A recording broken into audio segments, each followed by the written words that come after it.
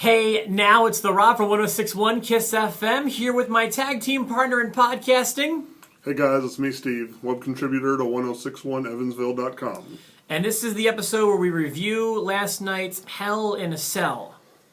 You okay? I'm okay. Well, okay, this time when we're talking about predictions, I kind of ran away with it. Yes, oh my goodness. But no fault of your own though. I mean, I went 7 for 8 last night. Yeah, impressive. I only missed the main event, which a lot of people are saying, why would you think Undertaker would win that? But I had my reasons.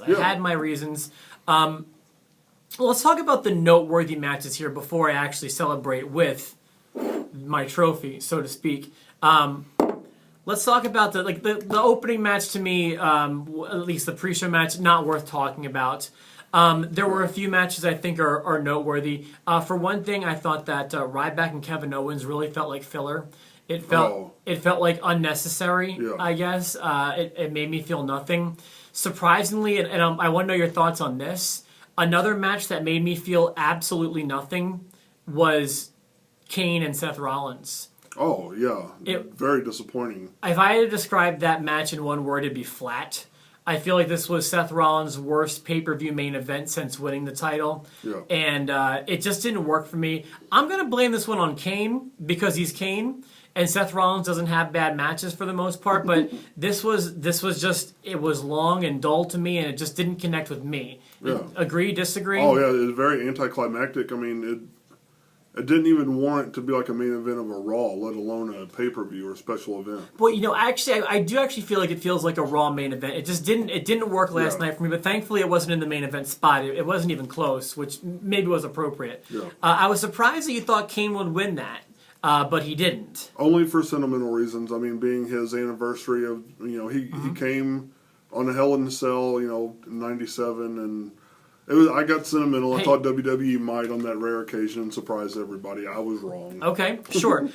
We were both wrong about John Cena's title defense, at least as far as we got it wrong. We got it right that he would lose. Yes. I don't know about you, but I've gone record on this show before as saying Alberto Del Rio is one of my least favorite wrestlers. In fact, number one. Not of all time, but of the active roster. I hate Alberto Del Rio, and if I go back in time, I might hate him more than people like Dusty Rhodes and Rikishi. Do you like him? What are your thoughts about ADR? I will actually go on record as saying I hate Alberto Del Rio. What am I missing about this guy? If you're missing it, I'm missing it as well.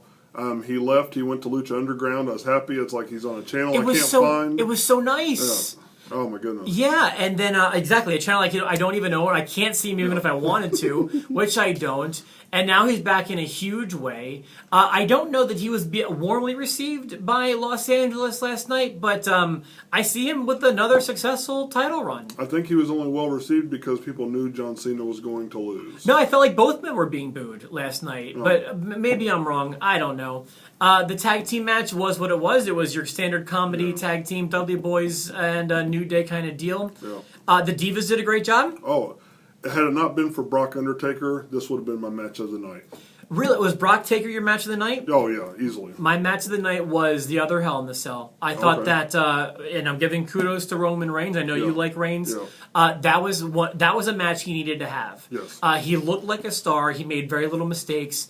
If he's going to poise himself for a world title run, he needed that match, and he needed to win, and he did. Both guys looked strong. They looked strong. I expected a little bit more out of the characters that built up to this. I expected more out of the Hell in the Cell. Okay. Really, I just thought that was a definitive Hell in the Cell match. All the weapons, innovative use of the weapons, like when he was putting them in the pokes, the spokes in the cage, and when he put him in the turnbuckles. Like, I don't know, I was into that whole match, and I don't like Roman Reigns very much, so that was easily my match of the night. Okay. And then I guess the last thing to talk about would be the main event. Yes. Brock and Undertaker had a big fight feel to it. It also looked like a Hell in the Cell match, I thought. Yes. Like, if you put those two guys inside of a cell, it shouldn't be a normal match just with a fence around it. It should have a psychological difference going in. And when Brock was in there pacing before Undertaker came out, and it like salivating at the mouth, like the caged animal. That's a great way to compare it. Yeah. I was like, God, I don't want to be Undertaker right now. I thought Undertaker might squeak out a victory. I thought I might have a perfect show last night. Yeah. But he didn't. But I thought that match was good. I thought it was a solid match, personally. I thought it was very solid. Very strong. I thought Undertaker is a really respectful kind of guy, and I think he knows his time's done, and that's why he gave the job to Brock. He seems to be heavily featured in Survivor Series advertisements. Yeah. What do you think Undertaker goes from here? Me personally, I'd like to see Undertaker's last match, if he's going to have a last match, be at Survivor Series. That is his anniversary, 25 years. I figure they'll probably give him something at WrestleMania, but I'm kind of hoping it's just a Hall of Fame nod. And it seems to me there is a huge nod at the end saying it's going to be against Bray Wyatt. Yes. So I'm going to go ahead and predict SummerSlam Undertaker Bray Wyatt. I also have another prediction. Where do you think Roman Reigns goes? They kind of teased it last night. I think he's going after Rollins.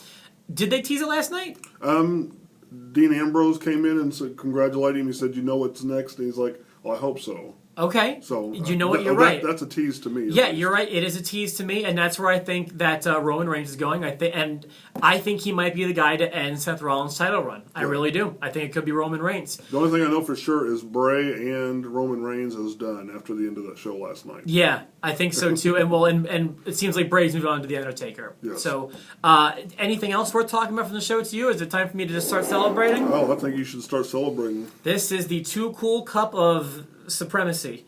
And I reign supreme, and I will have the ceremonial first drink of the Too Cool Cup, and I'm going to call this Scotty Too Hottie Juice.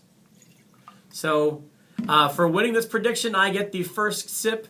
Hopefully I don't turn into like a skeleton like Last Crusade or something like that. But oh my goodness. Down the hatch. So for myself, the Rob, and for my tag team partner, Steve. Victory tastes good. Quote the Raven, nevermore.